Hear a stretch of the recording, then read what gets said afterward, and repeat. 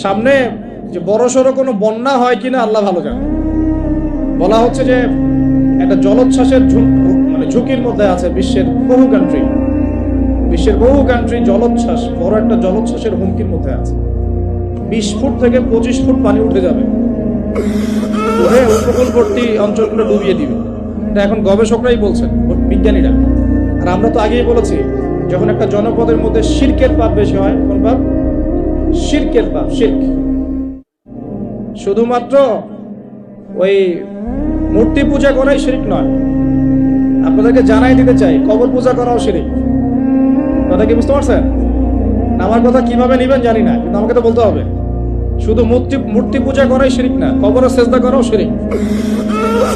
যখন শিরকের সয়লাভ হয় একটা এলাকার মধ্যে, একটা জাতির মধ্যে, তখন নূহ আলাইহিস সালামের কওমকে আল্লাহ পাক যেমন প্লাবন দিয়ে ভাসিয়ে দিয়েছিলেন, ওরকম বন্যা জলোচ্ছ্বাস প্লাবন দিয়ে ভাসিয়ে দিবেন।